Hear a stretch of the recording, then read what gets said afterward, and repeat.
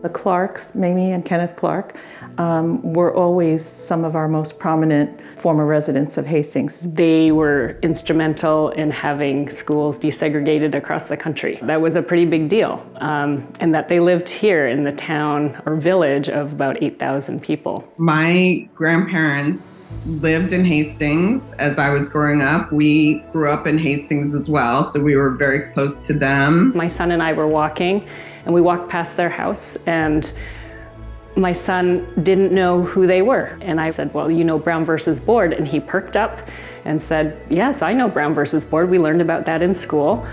And I said, well, the psychologist who did the study that showed that it was harmful for kids to be separated by race, they lived here. We are in the Observatory Cottage, the home of the Hastings Historical Society. The exhibit that we have here now, we tried to do an overview of the Clarks, their lives and their accomplishments. Information on Kenneth at CCNY. He was the first Black professor at CCNY. We have information on the Northside Center, which is a child-focused intervention and psychological center in Harlem. The Northside Children's Center, that school that they started, the Clark's legacy still continues to this day. The cliche sort of goes, in order to know where you're going, you have to know where you are and where you came from. So if you don't know your history, sometimes you keep on repeating the same mistakes over and over and over again. The Clarks, they met at Howard University and were both keenly interested in psychology. They became psychologists. Mamie in particular had an interest in children's self-awareness, and when they became aware that they were Black or they were white, they tested children, young Black children. They would offer them two dolls, one white doll and one black doll, and they would say, which doll would you want to play with? Which doll is the better doll? Which is the good doll? And their results were quite astounding. The Black children preferred the white doll.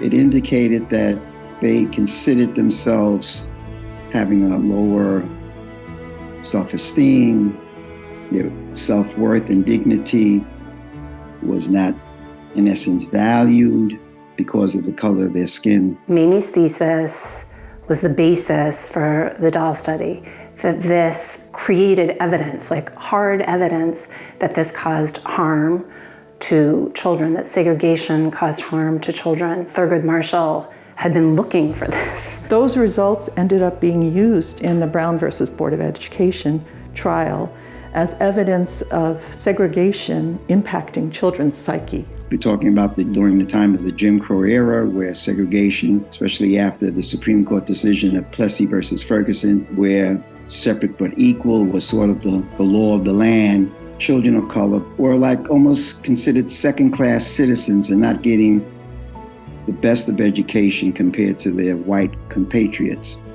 A doll kind of embodies a sense of who you are, who you'd like to be. You're caring for a doll, how you care for others, and who's deserving of that love and care. Dr. Kenneth Clark, along with, again, the support of evidence initiated by Dr. Mamie Clark, was cited in that unanimous decision by the U.S. Supreme Court back on May 17, 1954. 3 residents of Hastings came to us and said, we want to do something. What could we do? And they had the idea of co-naming a street in the Clark's honor. Eddie right away called the mayor. And Nikki Armacost, bless her, she was on board from the very beginning. And given their impact on education, we decided that the stretch of Mount Hope Boulevard in Hastings between the high school and middle school complex and the elementary school would be the best choice. To be co-shared Doctors Mamie and Kenneth Clark Way. We just did that this past year, 2023.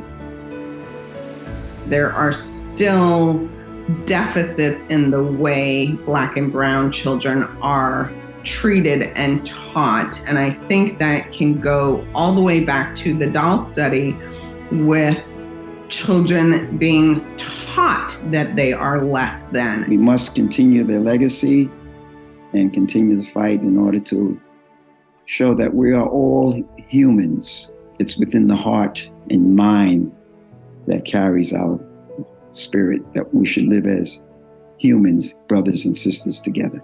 They loved tastings. They were there for so many years, 50 some odd years. And I think to be honored by the community would mean so much to them.